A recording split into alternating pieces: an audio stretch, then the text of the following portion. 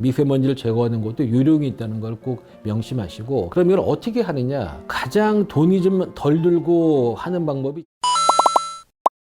알레르기 비염 환자는 하여튼 어떤 자극이 아주 민감하신 분들이세요.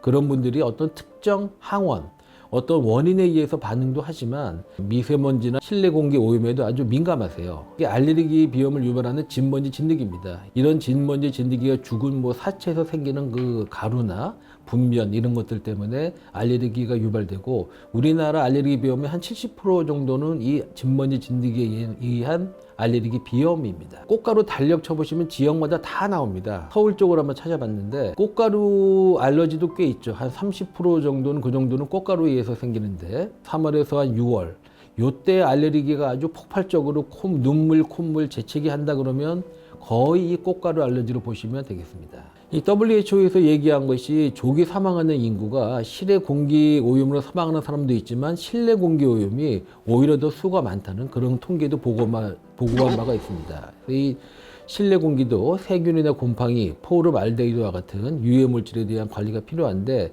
특히 이런 그 미세먼지가 요새 참 많죠. 봄에 아주 증가하게 됩니다. 이런 그 시기에는 환기가 어렵기 때문에 실내 공기 오염에 더 신경을 쓰셔야 합니다.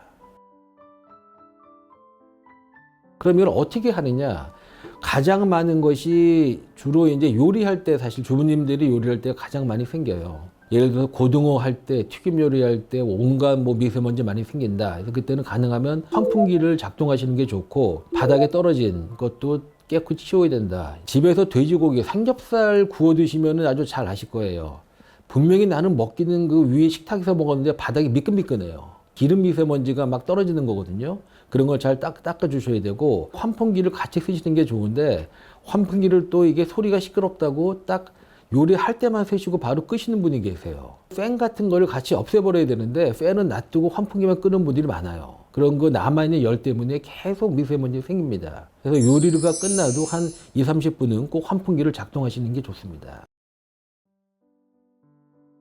화학물질이 많이 포함된 가구, 가전제품, 인테리어 소품 같은 것의 사용을 줄인다. 말은 좋은데 현실적으로는 참 불가능한 얘기입니다. 그냥 여유가 되시면 공기청정기를 사용하시는 게 좋고, 공기청정기도 정기적으로 필터 교체를 하고 청소하는 것이 좋고, 에어컨하고 똑같아요. 이것도 그 용량이 있습니다. 그래서 집에 비싼 거 어디 메이커 있는 거 하나 샀다고 딱 마루에 놔두고 안방문 열어놓고 있다가 가보면 안방의 냄새 다 배 있습니다. 그래서 꼭 이거 공기청정기는 용량이 있기 때문에 그 용량을 신경 써가지고 사용하시기 바랍니다. 여기서 잠깐 주의해야 할 것이 하나 있는데요. 가습기와 공기청정기는 분리된 공간에서 사용하는 것이 좋습니다. 부득이하게 같은 공간에서 사용할 때에는 가습기와 공기청정기를 2.5m 이상 떨어뜨려서 사용하는 것이 좋고, 밀폐된 공간에서 두 제품을 함께 사용하는 것은 권장하지 않습니다. 또 가장 돈이 좀 덜 들고 하는 방법이 화초 같은 거 물 주는 분무기에다 있으실 거예요. 그래서 요리한 다음에 이런 물 뿌리개를 공기 쪽에 쫙쫙 뿌리세요.